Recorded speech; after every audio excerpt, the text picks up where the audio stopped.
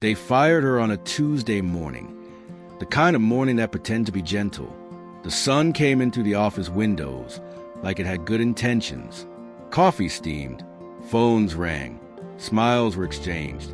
And then at 9:17 a.m., Amara Johnson was asked to step into a glass-wall conference room and told, in carefully polished words, that she was no longer a good fit. The HR manager didn't look at her when he said it. She stared at a printed sheet already signed. Amara nodded. She always nodded first. She had learned that early in her career. Nod, listen, absorb, then respond later when you can think clearly. Her hands rested calmly on the table. Her nails were neatly done. Neutral color. Approved color. Can you explain what you mean by fit? She asked. There was a pause, a long one. The department head leaned back and folded his arms. "We've received feedback," he said. "Concerns about presentation, professional image, client comfort." Amara waited. The HR manager finally looked up. Her smile was tight. "Some clients have expressed that your style can be a bit distracting." Amara felt it then. That familiar heat under her skin. The one she had felt in college when professor told her she was articulate. The one she felt in interviews when people seemed surprised she'd done so well. The one she felt when strangers touched her hair without asking. "Be specific," Amara said quietly. Another pause. The department head sighed, as if she were being difficult. "Your hair, your manner of speaking, the way you carry yourself. It's very strong." Strong. That word was always dangerous. Amara glanced at her reflection in the glass wall. Her locks were pulled back into a neat bun. Her suit was charcoal gray, tailored to perfection. Her posture was straight. She looked exactly like the company handbook's definition of professional, except for one thing she could never take off. "Are you saying I'm being fired because I'm black?" she asked. The room froze. No, of course not." The HR manager rushed. "We would never say that." "But that's what you mean," Amar replied. "You're just saying it nicer." The department head stood up. "This conversation is over," he said. "Security will walk you out."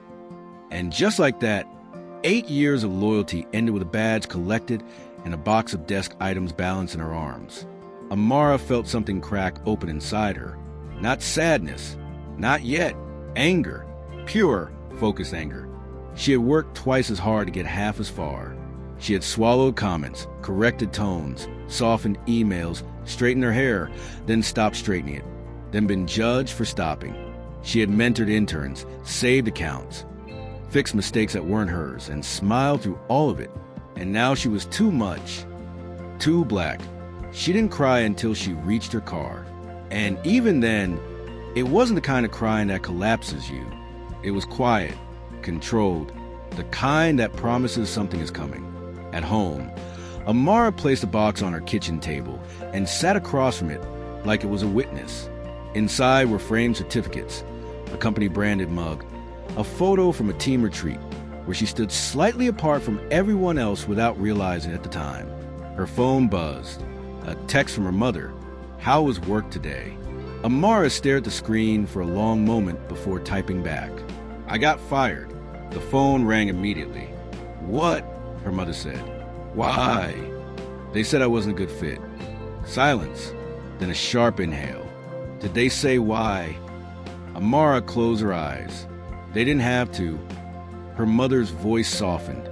"Baby, I'm tired, Mom," Amara said. "I did everything right." "I know," her mother replied. "And that's why you don't let this end here." That night, Amara couldn't sleep.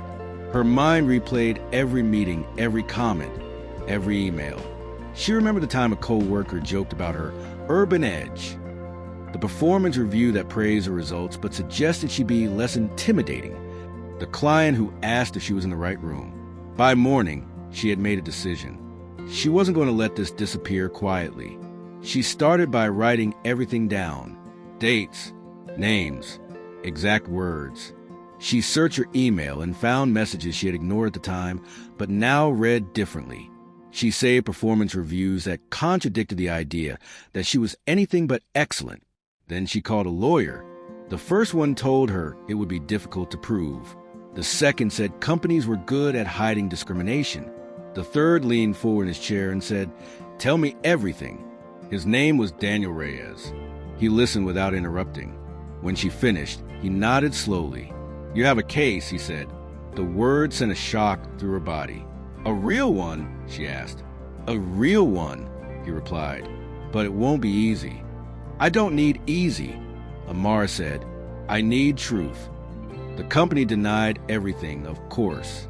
They claimed restructuring, cultural alignment.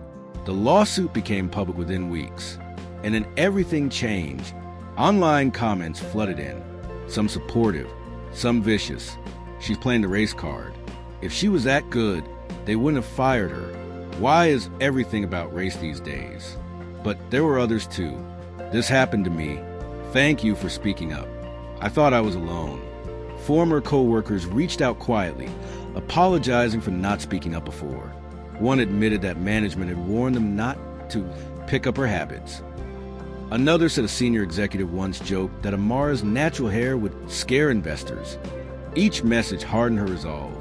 The company's lawyers tried to paint her as angry, difficult, ungrateful. They dissected her personality like it was evidence of guilt. She refused to assimilate. One deposition read, "Assimilate," as if her existence was a problem to be solved. The trial date was set. The courtroom was cold and formal. The company executives sat together, whispering confidently. They looked calm. She told her story slowly. Clearly, she didn't raise her voice. She described her work, her achievements, the comments, the meeting, the moment she realized what fit really meant. The company's lawyer tried to provoke her. "Isn't it possible," he said, "that you misinterpret constructive feedback?" "No," Amara replied. "Isn't it true," he continued, "that you refuse to change aspects of yourself that made others uncomfortable?" Amara met his gaze. "It is not my job to make people comfortable with my skin." A murmur rippled through the courtroom. Witnesses testified. Emails were read aloud. Patterns emerged, not just with Amara, but with others who had quietly disappeared before her. The verdict was read. They found in her favor. The company was ordered to pay damages, to implement policy changes, to undergo oversight. Outside the courthouse, reporters surrounded her. Microphones, cameras, questions. "How does it feel?" someone asked. Amara took a breath. "It feels like truth finally caught up," she said. "This wasn't just about me.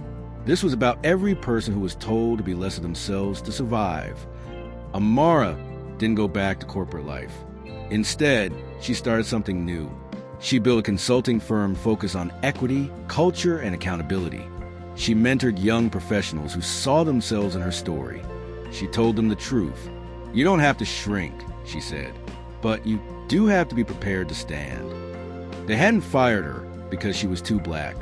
They fired her because she refused to be invisible. And that refusal changed everything. Subscribe to watch more.